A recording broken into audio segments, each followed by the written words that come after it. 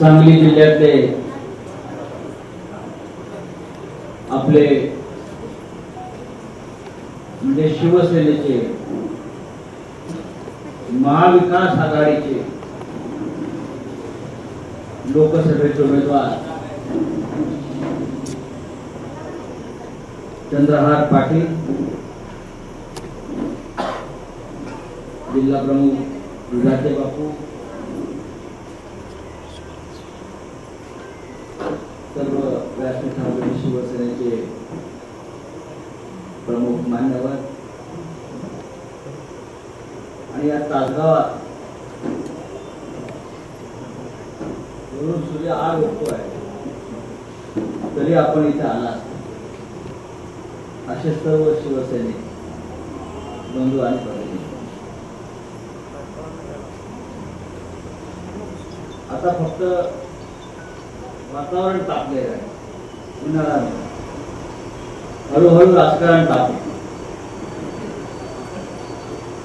आणि जशी शिवसेना आणि शिवसेनेचे उमेदवार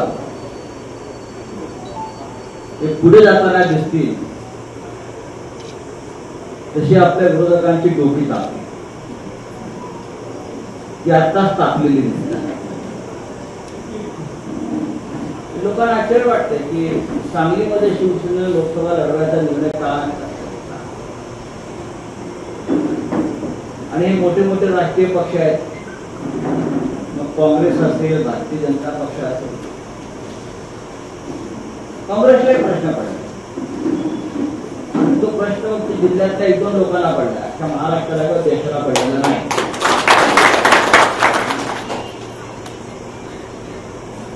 त्यांचं असं म्हणणं आहे की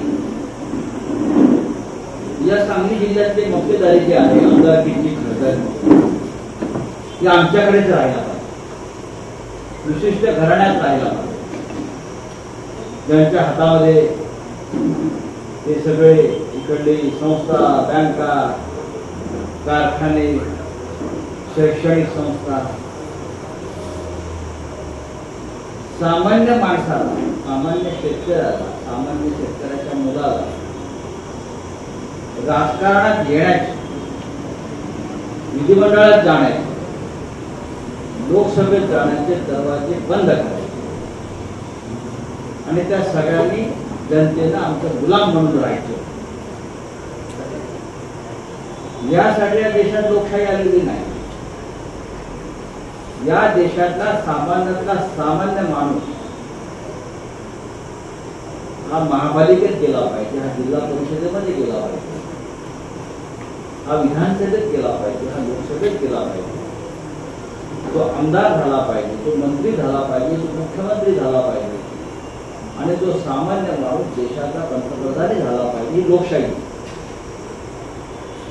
पुन्हा पश्चिम महाराष्ट्रातील लोकांना वाटतं की असं याला आम्ही लोकशाही मानतो.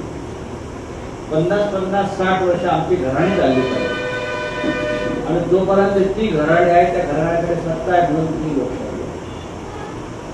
आणि ह्या मक्तेदारीला आव्हान देण्याचं काम जर कोणी केलं असेल तर ते बाळासाहेब ठाकरेंनी केलं, शिवसेनेने केलं. आपण जर शिवसेनेचा इतिहास पाहिला गेला 50-55 वर्षाचा तर अत्यंत सामान्य माणूस, फाटका माणूस, नोकरदार माणूस, मजुरी करणारा माणूस, त्याला शिवसेनेनं मुंबईचा महापौर केला.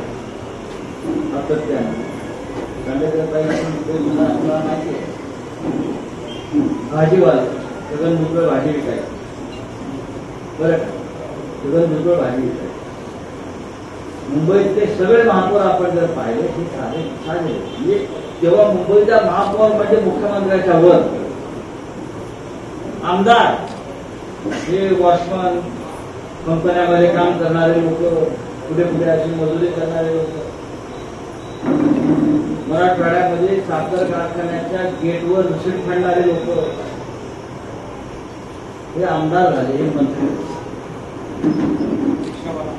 रिक्षावाला आणि भिक्षावाला सुद्धा, भिक्षा मागणारे. मनोहर जोशी जाहीरपणे सांगायचे की भिक्षा मागू शकतो. बरं, माधुकरी मागून ते शिकले, ते शिवसेनेमध्ये आले आणि देशाच्या लोकसभेच्या अध्यक्षापर्यंत त्यांना राज्याचे मुख्यमंत्री पद. नारायण राणे ते तर म्हणायचे, जर मी शिवसेनेत नसतो आलो तर मला मर्डरच झाला असता. अशा माणसाला राज्याचा मुख्यमंत्री बाळासाहेब एकनाथ शिंदे रिक्षाचा वाटतं. म्हणजे ही जी मक्तेदारी आहे मोठ्या घराण्यांची, की आमच्याकडे पैसे आहेत, आमच्या बाबतीत त्याच्याकडे सत्ता आहे, म्हणून आमची पोरं सुद्धा मंत्री, खासदार, आमदार व्हायला पाहिजे, हे शिवसेनेने म्हणून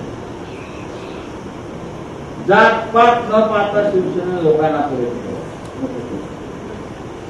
त्याच्यामुळे सांगलीमध्ये एक साधा शेतकऱ्याचा मुलगा जर आम्ही खासदार उभा केला असेल, पण तो साधा आहे का?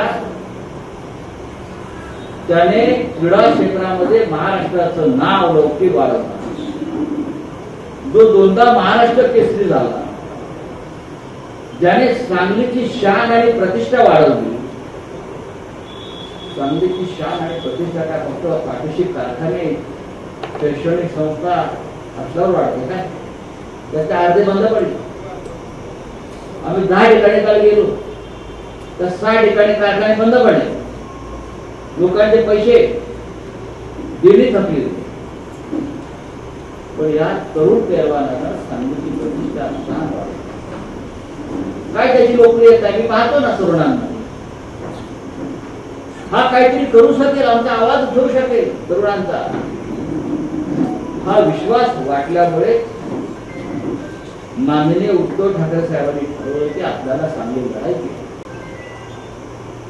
आधी चंद्रहार आला समोर आणि मग आम्ही ठरवलं की सांगली लढायची. आधी लोकसभा घेतली आणि मग चंद्रहारला शोधला असं नाही. आधी चंद्रहार शिवसेनेमध्ये आला आणि हा सांगलीचं प्रतिनिधित्व करू शकतो हे जेव्हा असं वाटलं आपला शिवसेनेला, उद्धवजींना, आम्हाला सगळ्यांना, तेव्हा आम्ही म्हटलं की सांगली आली. आता एक मक्तेदारी बातमी, आम्हाला आदर आहे, या भागाचे मोठे नेते होऊन गेले, स्वातंत्र्य चळवळीतले, सहकार क्षेत्रातले वसंतदादा पाटलांपासून सगळेच आमचे आदर्श. आणि वसंतदादांचं राजकारण सुद्धा सामान्य माणसाला पोषक असतं. वसंतदादांनी पण शेतकऱ्यांच्या हिताचं राजकारण आणि त्या शेतकऱ्याचा पुत्र आहे. आज जर कोणी वेगळ्या मार्गाने राजकारण करून या सामान्य शेतकऱ्याच्या मुलाची कोंडी करत असेल तर एक शिवसैनिक म्हणून एवढं सांगेन, ही कोंडी फोडण्याची ताकद शिवसेनेमध्ये आहे. शिवसेना वागायच्या आवाजात मग आम्ही थांबणार नाही. अख्ख्या महाराष्ट्रात कोंडी होईल. पण असं मला वाटत नाही, काही मोजके लोक असतात ज्यांना अप्रत्यक्षपणे भारतीय जनता पक्षाला मदत करायची, ज्यांना काही करून इथे भारतीय जनता पक्षाचा खासदार निवडून आणायचा आहे. आणि जोपर्यंत चंद्रहार रिंगणात आहे तोपर्यंत इकडला विद्यमान खासदार अजिबात जिंकणार नाही याची मला खात्री. आपण मगाशी उल्लेख केला की त्यांचं गाव आहे आणि या गावात त्यांनी काय दिवे लावले हे सुद्धा आपण सांगा. मी काय त्यांना आता ओळखत नाही, तुम्ही त्यांना आता ओळखत नाही. त्यांना अनेक वर्ष ओळख आला रामा पाटलांबरोबर यायचे माझ्या, मग त्याने अनेक पक्ष बदलले. जो माणूस आपल्या पक्षाशी, आपल्या विचाराशी एकनिष्ठ राहू शकतो तो या भागातल्या जनतेशी आणि या मातेशी काय एकनिष्ठ अर्थात कोणी काही जरी केलं तरी या देशामध्ये, या महाराष्ट्रामध्ये बदल घडवण्याची ताकद ही शिवसेनेमध्ये आहे. लोक म्हणतात मोदी 400 पार, मोदी स्वतः म्हणतो अब की बार 400 पार. पण तुम्ही 400 पार काय, तुम्ही 200 पार सुद्धा होत नाही त्याची मला खात्री आहे. पण सांगलीमधली घोषणा अधिक लोकप्रिय आहे, अब की बार चंद्रहार. मोदीच्या गुजरातमध्येच मोदी हारतोय असा रिपोर्ट आहे आज. झाली 10 वर्ष पास झाली, तुम्हाला 10 वर्ष दिली बदल घडवण्यासाठी. 10 वर्ष भरपूर झाली देशामध्ये, महाराष्ट्रामध्ये. 10 वर्षात तुम्ही काय बदल घडवला? या देशातल्या तरुणाला फसवलं, बेरोजगाराला फसवलं, शेतकऱ्याला फसवलं. आता मोदी गॅरंटी आलेली आहे. मोदी गॅरंटी, मोदीची गॅरंटी काय आहे? खोटं बोलायचं. मोदी हा आणि त्याचे लोक ही भ्रमिष्ठ लोकांची टोळी आहे. आज सकाळी मोदीचे भाषण आहे. म्हणजे तुम्हाला जर वेळ घालवायचा असेल तुम्ही सिनेमाला जाऊ नका. मोदीचा मोदी भाषणामध्ये सांगतोय, पहिल्या वाक्यातच मी हसलो. अभी अभी मैं हेलिकॉप्टर से बाय रोड यहाँ पहुंचा. आता हवेत हे रस्ते बांधायला लागले बाय रोड. अभी अभी मैं हेलिकॉप्टर से बाय रोड पहुंचा. हे असे भ्रमिष्ठ लोक आहेत, देशावर राज्य करतात. आणि आपण अंधभक्त जे आहेत, जागोजाग निर्माण केलेल्या टोळ्या अंधभक्तांच्या, त्या टाळ्या वाजवतात. उद्धव ठाकरेंनी कोरोना काळामध्ये माननीय आपल्या मुख्यमंत्र्यांनी घराघरात औषध पोचेल का, इंजेक्शन पोचेल का, अन्नधान्य पोचेल का याची काळजी घेतो. किंवा अमुक अमुक भागामध्ये बाबा धान्य आहे का, शिजवलेलं अन्न मिळतंय का, पाणी मिळतंय का, औषधं मिळत आहेत का, मास्क मिळत आहेत का, ह्याच्यावर त्या माणूस आपला कुटुंब प्रमुख काम करत असताना नरेंद्र मोदी थाळ्या वाजवा, घंटा वाजवा, टाळ्या वाजवा. अरे देश कुठे चाललाय? काय